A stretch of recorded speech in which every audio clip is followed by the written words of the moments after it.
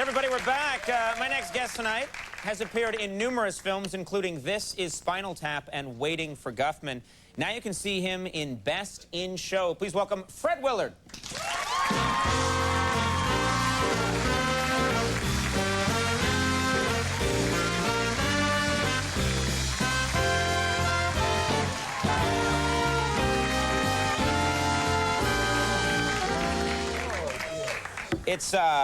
It's great having you on. Thank you. It's fun being up this late, too. I'm not even tired.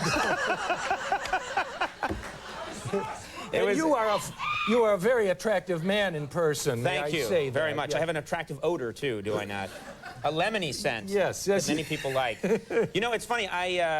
When I was really interested in comedy when I was a teenager, I was really getting interested. I used to watch Fernwood Tonight all the time with you and Martin Mull, and I loved that show. Yes. And it meant a lot to me, that show. But I'm realizing now that most people, probably a lot of people that watch our program now, would probably know you best from the Roseanne show, where you and Martin Mull played a gay couple. Yes, he called me one day and he said, our writers didn't want to call you, but they have an idea where you and I would get married and adopt a baby. And I said, oh, that's too good to say no to. Right. So we came on the show, and it was kind of awkward, the show, because we were supposed to stand at the altar.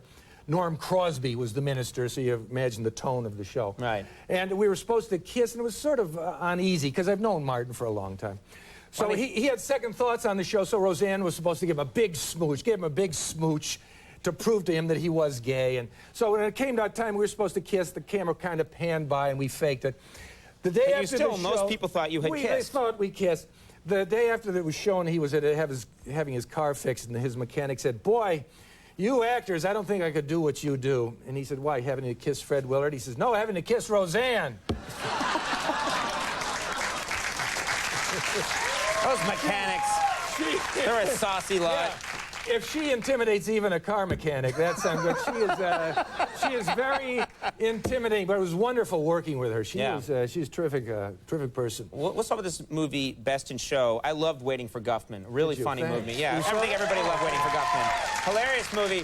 This is you guys assembling a lot of the same people to do your take on basically what is the competition for dog show competition. Dog show. Now, I was surprised to find out how many people watched the Westminster Dog Show. I didn't know the darn thing was on television. Oh, yeah. But everyone I talked to said, yeah, we never miss it. So it's a take on the people who have the dogs and put them in the show. And you play in the movie. You play the sports caster who was brought on as a color commentator, who unfortunately has not had done the preparation to learn anything about dogs. And you're just trying to liven things up a little bit. Just trying to add my 2 cents, make things a little more interesting. Let's take a look at this clip from Best in Show. We have a clip. Yeah.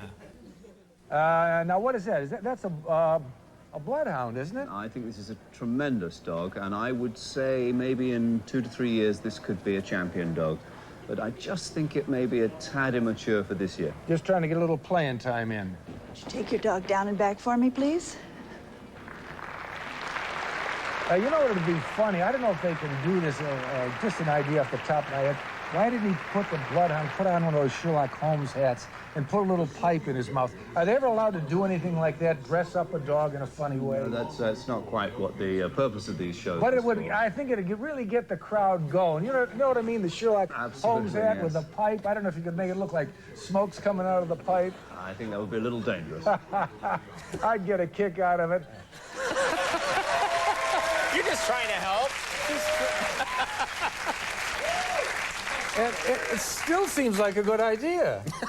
I'd watch that show. Sure. Now, you guys use real dog show dogs in this movie. Oh, yes. A lot of them were trainers, brought their own dogs, yes. Because they're intense people, yes, the dog show trainers. Yes, they are, yes. We've had experience because we've sent a puppet to the dog show before, and I've they heard. get very upset, and they get mad and throw us out and eject us. Well, one lady found out her dog was not going to win, and she said, this is impossible. With my breeding, and this dog is not going to win. They had to explain to her that it was a movie. Right. There was a script. She left, took her dog, and went home. They had to spend a whole night finding a replacement dog. Now, the problem this caused, the judge goes up to the dog and looks at its teeth and reaches between its legs to grasp its, I think I can say it, the testicles, because for some reason the dog has to have two. You decided you could say that? No. I think You could have used a lot of words. No, testicles, I'm hearing, is it's fine. a medical. It's a medical. Oh, we can only term. say it once. Okay, I said it twice. Go ahead. But there must be 2 where the dog is eliminated. Now, the point is, and that's why they actually, seriously, that's why they feel them. You seriously. need to have 2. I don't know. It wasn't my idea. But this poor dog. Suddenly, I see this poor dog skittering, and I said, "What's wrong?" They said, "Well, here's this dog, probably at home, and you know, thinking, oh, I'm going to be in a movie." He wasn't trained this way, and someone has their hand between his legs, and that's how I got the role when I auditioned. I didn't flinch. Christopher Guest put his hand. It's fine. Take your time. I'm a professional. You do what you have to do. Of course. Well, Best in Show is in theaters now, and Fred, thank you so much for coming by. It was a pleasure. Thanks for Great having having you me on the on the program. show. Fred Willard, Yes, everybody. thank you. R.L. Burnside coming up. We'll take a break. We'll be right back. Thank you.